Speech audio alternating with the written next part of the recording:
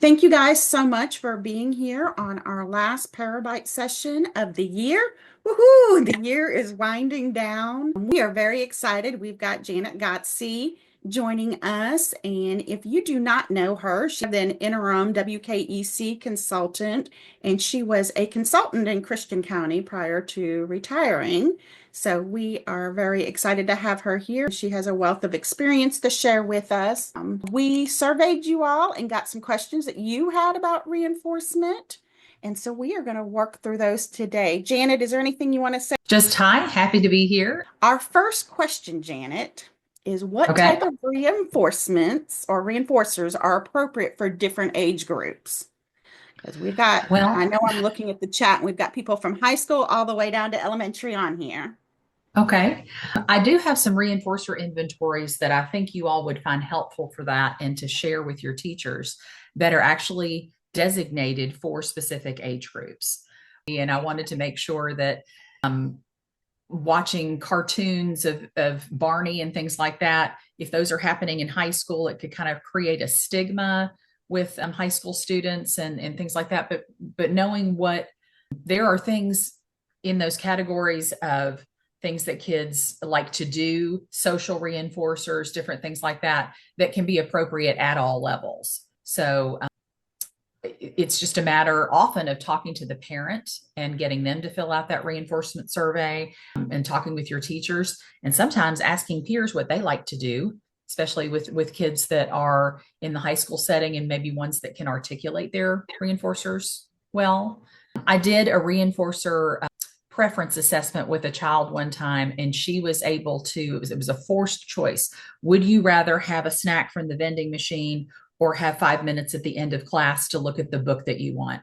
And so I asked her this series of questions, and it turned out that there were some very definite preferences. And she even got as specific as to tell me that she wanted Austin brand peanut butter crackers that you could get at Save-A-Lot. And so she was That's wanting to know awesome.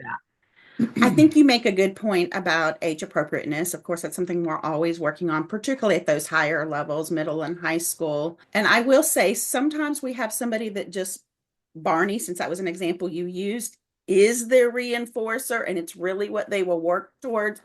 In situations like that, I would just make sure they kind of have a private place to do that. So again, we don't create Yes. that social stigma. We don't necessarily want to withhold something if that really is their motivator. I'll be honest, my mother is 70 years old and she still loves to watch the Flintstones and Jetson cartoons. Like that's just enjoyable for her. So, sometimes what we deem not age appropriate is very true, and we don't want to put them in that stigma situation. So I think that was a great point, Janet. Thank you for That's a sharing. great idea about giving them a private place to do that. All right. So this was a really good question that kind of came in, and the person said, we've got various rewards in place for positive reinforcement. However, food seems to be the most potent. Is utilizing food effective in this way, or should they be trying other things more often? They have tried switching from time to time, but always seem to kind of fall back into that food rut, if you will. It just seems to be greater effectiveness for them. So, what are your thoughts, Janet? My thoughts on that are it can be a slippery slope, I suppose, with food.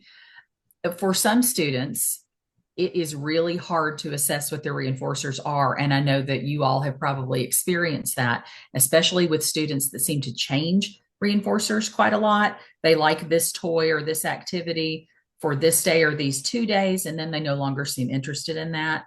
So I think food can be a good starter for some kids where you can't easily determine a reinforcer. But one of the things that you've got to keep in mind is that we all need food. It's something that they're going to be able to get all the time. But if you're going to use a particular food, it probably needs to be something that the person who is giving that, whether it is the paraprofessional, the teacher. So it is something that can be kept special for that particular behavior that you're trying to motivate, because you have to create a demand for that. And if the student's able to access that at regular snack time, if they can get that at home all of the time, that might be a great thing to coordinate with the parent. If they can get that at home all the time, then that's not going to be necessarily valuable. But one That's of the a things, great point. Sorry, Janet, because I was just no, going to go ahead. say Remember, the point of reinforcement is to entice them to change their behavior. It's not, and we got a question about bribes and reinforcement, so we'll kind of get to that debate, if you will, in a moment. But again, the whole thing about reinforcement is to motivate them to change their behavior. So, like Janet said, if we're going to use food, it's got to be something that we can hold and kind of be that giver of, because if we're just giving them goldfish and they get a bag of goldfish at lunchtime as part of their lunch, and as soon as they get home, they're getting goldfish, why should I change my behavior for your goldfish? I was just going to say one of the things that some teachers in my district in Christian County found helpful. I don't know if you've seen little containers like that you put sewing notions in, where there's little divided containers. I could split a mini marshmallow into 4 parts. And then if the student really liked marshmallows, maybe I would be working with them, and at a certain interval, after 4 correct answers or after 30 seconds of engaging with this activity, I just slide that over to them. And that was a reinforcer for them. It wasn't something they had available, but it was just a small part. And you need to assess how small a part is worth it to them. If it's too tiny, maybe they won't be motivated by that. But I had teachers who wore fanny packs and kept things like that in it, so that the students standing in line, and that's not usually something they do, and they could come over and say, I like the way you're standing in line. Here's a such and such. But definitely fading that out over time. Yeah, I think like Janet said, food is a lot of times a good beginning place.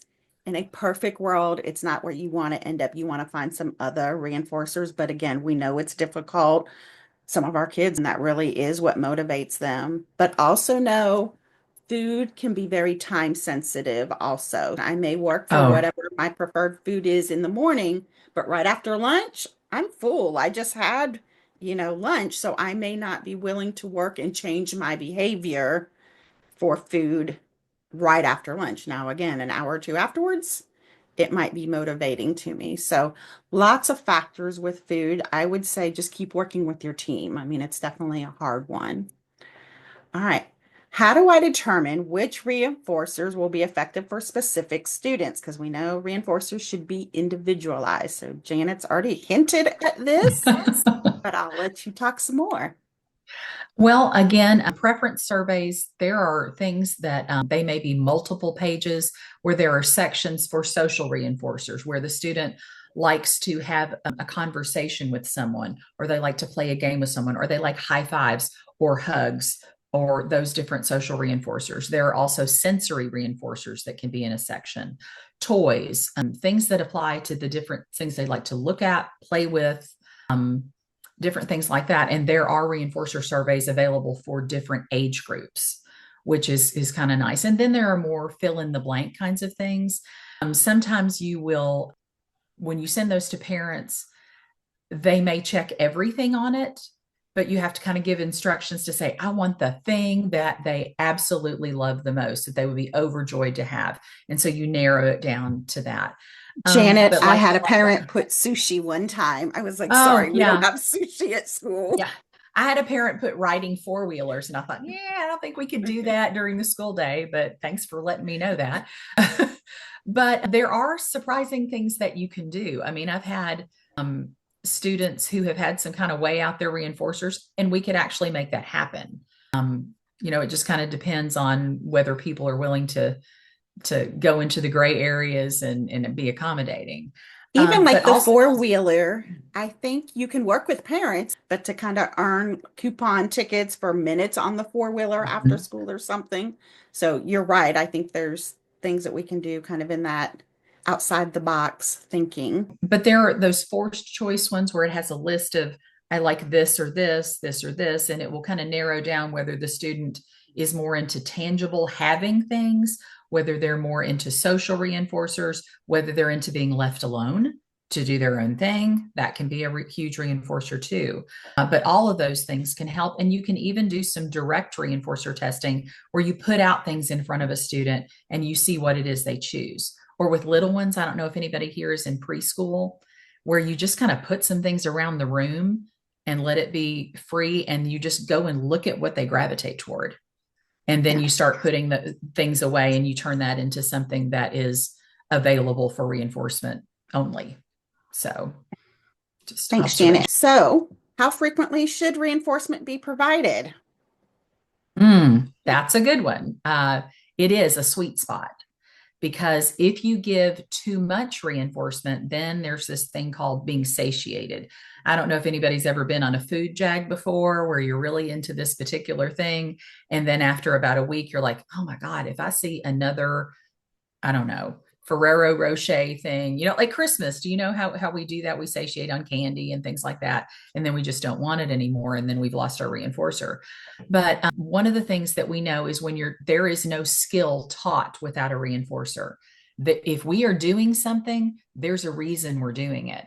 So if you start with a really high ratio over time, then you can fade that back some. But once the student starts learning that behavior pays off in other ways, maybe it helps them get more free time later because they're not delaying what it is that you want them to do. Or maybe it just causes less anxiety to go ahead and do it.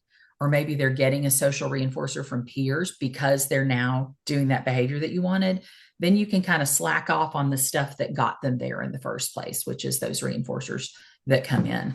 So, definitely more reinforcement, a higher schedule when you start out teaching a behavior, and then as they are learning to do that on their own, you can back that away. Yeah, just like any of the skills really we've talked about with prompting and other things, it's always about fading. Like that's always our goal. We never want to kind of stay where we started. And then, yeah, on the screen there, it kind of talks to you a little bit about what we call the Goldilocks rule. Mhm. So many of our things that we do are data-based. So you want to collect data. How often is this behavior happening? So kind of in this example, if whatever behavior you're trying to work on is happening 4 times an hour, therefore on average it's happening every 15 minutes, you really want to reinforce about every 7.5 minutes. You want to reinforce twice as much as the behavior because you want to teach them, hey, if you don't do this and kind of set them up for success. I don't know, maybe it's I scream when I don't want to do work. And again, I do that on average 4 times an hour. So hopefully they're going to be able to go that first 7.5 minutes without screaming. I'm going to give them whatever that reinforcement is, very short little bursts, high five, giving them, 5 minutes with a friend, doing a puzzle, whatever. And then I'm going to put that demand back on them. And again, 7 minutes to 8 minutes later, I'm going to reinforce. But you're going to fade that out. Again, we're not going to stay there. It's going to seem like a lot in the beginning, but you're trying to teach the student that, hey, when you do, you're going to get this reinforcement out of it. So you're going to get something out of it. And they've got to learn the power of that before they're going to make that switch for you. And Janet made another great point too. Reinforcement is the only evidence-based practice that has to be used with every other evidence-based practice for it to work. So it has to be paired. So great example there, Janet. But we know that if we're going to try to teach someone not to do something, we need to give them something to do instead. And that's how reinforcement works with those other procedures. So great segue. How do we fade reinforcement over time to promote that independence? Because we've talked a lot through this year about our goal is to make them as independent as possible. As Tracy has on the screen here, transitioning from continuous to intermittent reinforcement, that we need a strategy for that. And to kind of explain the intermittent reinforcement, I don't know how many of you, I think all of us are familiar with slot machines and how absolutely, well, I hope maybe it's random unless they're cheating you or something like that. But you pull the lever or you push the button and you might get something. You might get a big payoff. So that's actually really motivating. Continuous is important to get the student bought in to know that this will occur. And then intermittent means that you can pull that away and then you may be surprised that this happens, or, the good kind of surprise. But you always want to make sure that that is a plan that's put in place, because the other thing about that is that students need to be able to count on getting what they thought they were going to get. That develops a trust relationship in it with the teacher, with anyone who's delivering reinforcement. You are the person who is the provider of all the good things. And if you suddenly don't provide good things without a plan on how to fade that out, then the student can kind of feel like they've been turned Cheated. around, cheated or turned Yeah. around. Exactly. Exactly. So I think I said this before, when the student starts to realize that that behavior has intrinsic value in itself, that my friends want to be around me more, people want to play with me because I'm doing this certain behavior, I'm staying in line, I'm sharing the swing at recess, people want to be around me more, then you start fading out those artificial things that you put in. And again, Tracy. that leads to that independence of really learning that intrinsic motivation and reinforcement, because a lot of our students with autism early on don't have that intrinsic motivation. And so, yes, that's where the fading and stuff. Perfect. Consistency among the team is the big thing, though. Everybody's got to be on Yes. the same page and kind of fading at the same rate. Because, like Janet said, otherwise we get mad or angry. When I work with Miss Janet, I'm getting it, a consistent reinforcement. But when I work with Miss Tracy, I'm getting this random slot machine. So we need to be transitioning at the same time and working together. Tracy, could I add one more thing on that? Absolutely. I know that sometimes you all have probably seen that a student will like to do this particular activity with this particular person, and they don't necessarily want to do that with another person in the classroom. So reinforcement can be personalized in that way too. That even if you're setting up a schedule for a student and you know that they really love to play memory or something like that with this particular person because of how excited they get or the way that they present it, then you schedule things that they might not necessarily want to do as much, and they know that that's the thing that happens right after this thing that I don't want to do. So it's building that into the schedule and individualizing it even with the personnel that you have. Absolutely. All right. So, what is the difference between bribe and reinforcement? Because, of course, this is something we hear a lot of, like, so I'm just bribing the student, or I'm just going to give them a reward every time they do X. So, if you want to, and there's a lot of information on these there's slides there's a lot of information too. there. This is a hard one to explain because um, there are lots of people in the world who think that we shouldn't be giving kids artificial means to teach behavior. But then if you look at it, I mean, I think about growing up, I had a lot of intrinsic motivation, whether it's from, how I was brought up or social reinforcers. That's a big thing with me. If you talk about love languages, I don't know how many of you all have done that. Words of affirmation were my huge reinforcer there. But bribing, I tend to tell people bribing it's a way to get someone to do something that's unethical or something that is not appropriate. Criminal, sometimes we talk about that. But I'm going to give you an example here. We want to make sure that whatever the undesirable behavior doesn't get mixed in their mind as a requirement to get reinforcement. So for example, I had a student who could have his iPad time at the end of the day, and we had a little story that he wrote that he read every day that said, I have a schedule, and at the end of my schedule every day I have iPad time. I can even carry my iPad to the bus and give it to my teacher and say, bye bye, iPad, see you tomorrow. And he was really into the social story. It was working very well until we got to a point where he didn't want to give the iPad up while he was on his way to the bus. And so he threw himself on the floor. He threw the iPad. And this got to be kind of a pattern. And I went and observed. And what I observed was that someone would hold the iPad and say, come on, you need to get up. Let's get up. You can't go to the bus and have the iPad unless you get up. So he was actually, I think, pairing first, I have to throw down the iPad and have a fit, then someone offers me what I want. So there was a problem there with he was putting into that sequence that I must throw a temper tantrum before someone offers me what I want. Yeah. And so, yeah. So Tracy, did you have things to add to that? I was just trying to give an Yeah, no, I explanation think or that's a great explanation. And I was just going to point out here on the slide. So, yeah, really, it talks about a bribe is given before the behavior. So, again, it's kind of persuading or manipulating someone to do something they may not want to do. So, the examples, if you finish your math sheet, then you can have extra iPad time. And so really that reward is kind of promised out front, that carrot dangling, where reinforcement really comes after the behavior to increase the likelihood. So again, thank you for completing that math sheet and taking your time doing it. Here, you've earned a sticker for your chart, like if they're on a token economy or something like that.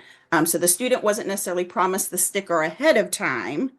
It was really after the behavior was exhibited. And I know that sounds like splitting hairs in some ways, but it really is a difference.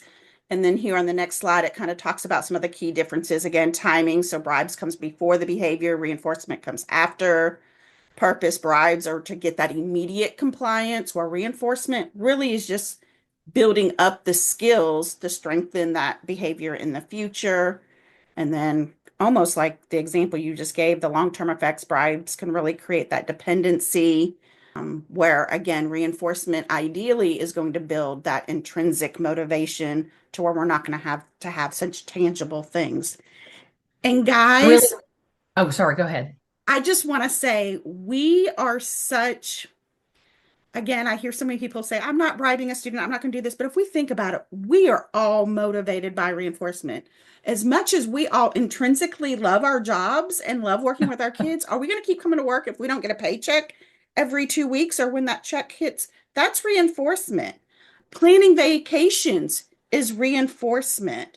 Staff appreciation thing. I mean, all of these things are reinforcement for us, having our summers off, which again, I know that's a I was going to shrinking say, let's thing. put that in quotes because that doesn't always happen. But The hours, all of those things. So again, just do that. And I love Leslie put in the chat. Great explanation. Again, I think bribe is a lot instead of reinforcing. So she's kind of having an aha moment. And again, doing it without even realizing it, that you kind of incorrectly, you start dangling that carrot before the that's behavior. So great point, Leslie. And again, guilty. I've done it before Oh myself. yeah, absolutely. I've done it and I'll think about it and go, oh man. So can I give another quick example just from everyday life? I know that you've either been that person as I don't have kids, but I have grandkids and or you've seen someone. I would like to say that I said to my granddaughters when they were little, okay, we're going to go in the store and what do you need to do if you want a cookie? And then the one would say, well, you need to ask for it yourself. And then what do you say afterward? You say thank you. And do we run in the store? No, we were doing this little priming thing about what happens. And they knew that if they were doing what they needed to do, that something on the list that they wanted would go in the cart. But then you've seen at the checkout counter, the kid who is angry and trying to grab all the candy, and the parent is like, if you will just be quiet, if you'll just let us get to the car, I'll get you this thing. And that's when we're teaching a kid to have a temper tantrum or teaching them to scream because we're offering it while they're doing the behavior we don't want. Does that make sense? Okay. All right. So, how do I implement reinforcement without disrupting instruction? And before Janet even jumps into this, I'm just going to throw this out here because this is just one of those things that I'm kind of passionate about. Kids are going to get your attention one way or the other. You have the Absolutely. choice. Are you going to put it up front or are you going to deal with that behavior? And when that behavior happens, let's be honest, it's disrupting the whole class anyways. So, yes, getting whatever reinforcement for that one student may disrupt the class this much, but that behavior would have disrupted it this much. And so, again, which battle do you want to fight? And then reining that in after it happens, there's a period of heightened anxiety for everybody. And yeah, those can be reinforcement can be given quietly and calmly. And as Tracy has in this last paragraph, building up a waiting period, that's really a cool thing. You need to work that out with your teacher. I've even had students who had a waiting behavior as a goal in their IEP. And one of the things we might do, let's say that this student wants this water and they're reaching for it. And I say, wait, 1, 2, 3. Okay, here you go. And I have it right there in front of them. And then I might do it for 10 seconds or 20 seconds, kind of trying to decide where is the sweet spot where it's going to be too long that they're going to throw something because they're so frustrated they're having to wait for it. But building in waiting time is good because we all have to wait for reinforcement in real life, right? And And Janet, as you're building it, I love that example you just gave of visually showing them what they're going to get and then visually showing them kind of the countdown because yes, our kids, especially in the beginning, struggle so much with waiting and not and thinking they're not going to get, that reinforcement. So letting them know and yeah, counting it down, great thing. All right, we just got a couple more minutes. So I'm going to do this question and then we'll probably go into wrapping up. So how do I document the use of reinforcement? Because we know data is such a big thing in the world of special education. It's really important to collect that data because you need to know if it's the reinforcer that's working, because it's not a reinforcer if it's not increasing the behavior or increasing the behavior that you want. So making sure that everybody knows the definition of how does this child get this reinforcer. So everyone is awarding it at the same time. And so you got to write things down and be observant and document that so that everyone's on the same page. Does that? Yeah, that's great. And really, as paraprofessionals, you're typically not the one creating that data sheet. Your lead teacher is probably going to give you some type of sheet. And usually it's kind of like a yes, no, or plus and minus type thing where you're just marking, did they earn the reinforcement or not? I.e., did they, like she said, increase or decrease the demonstrated behavior during that time? So, and that lets you know lots of things. Again, are we ready to start doing some fading? Is the reinforcement working? I mean, there's lots of pieces of that conversation. I will send these other slides in our follow-up email so that you all have them because there were lots of good questions. Again, we Sorry, I really was a little too talkative there. no, it's a great topic. And if you guys have other questions, email them to me and we'll try to answer them and get back to you because, again, reinforcement is such a critical topic. It really does have to be paired with everything else. But I've enjoyed doing this Parabyte series with you all. It's been a great time. Thank you guys so much for being here. And Janet, thanks for partnering this month and sharing some of your personal stories. Thanks for the opportunity.